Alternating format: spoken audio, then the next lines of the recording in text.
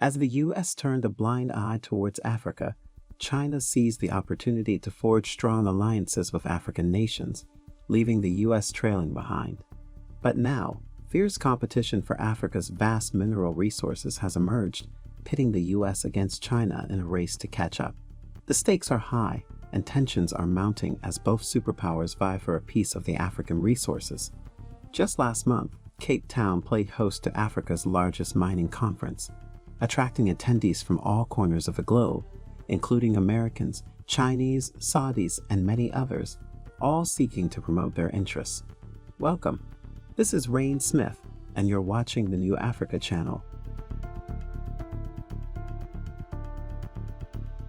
Interestingly, this year's event welcomed the largest delegation from America in its history, with high-level officials from the White House and various departments such as State, Commerce, and Energy in attendance.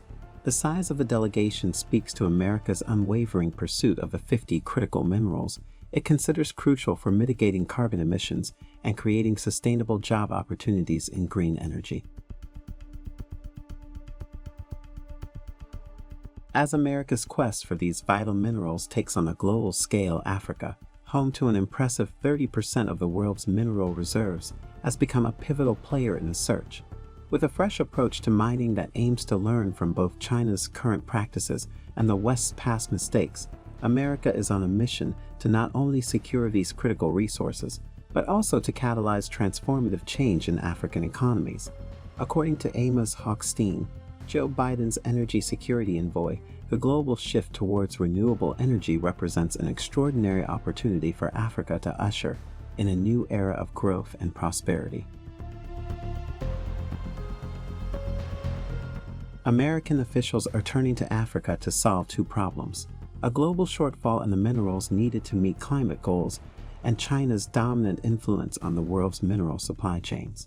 The International Energy Agency forecasts a significant increase in demand for minerals used in clean energy technologies, while China refines a majority of the world's nickel, copper, lithium, and cobalt. Western governments fear a shortage of these minerals could hinder the development of downstream processing facilities, prompting them to seek additional supply from friendly countries like those in Africa. America's approach to securing critical minerals can be divided into three parts. The first is a multilateral effort with Western allies called the Minerals Security Partnership, which includes the G7 countries and the European Union. The partnership aims to support firms proposing mining projects that meet high environmental, social, and governance standards. Representatives from various African countries have attended meetings to discuss the partnership, and the U.S. has already provided a loan to the owner of a graphite mine in Mozambique.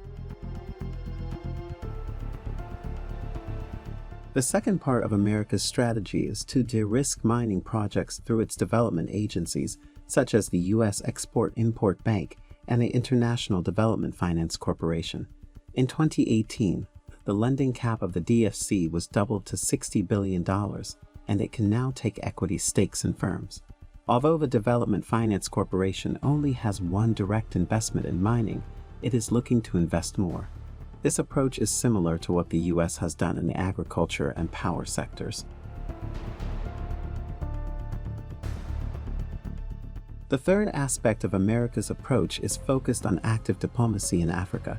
Since hosting over 40 African leaders in Washington in December, several senior officials, including Treasury Secretary Janet Yellen, have visited the continent, and President Biden is expected to visit this year.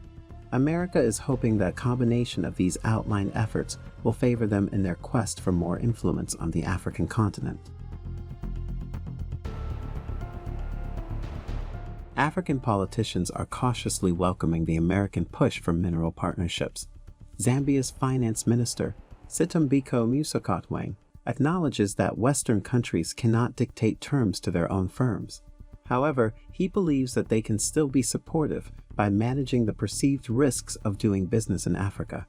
African governments are interested in having more American involvement in the continent, but they are not eager to abandon their partnership with China just yet.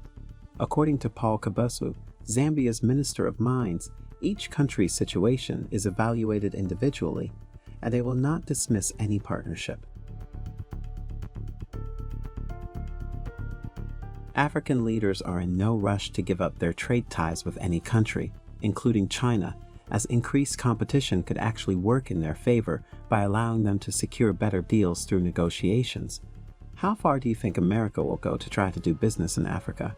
And should African nations start paying more attention to the US? Let us know in the comments. And as always, be sure to like the video, comment, share, and subscribe to the New Africa channel for more exciting future videos.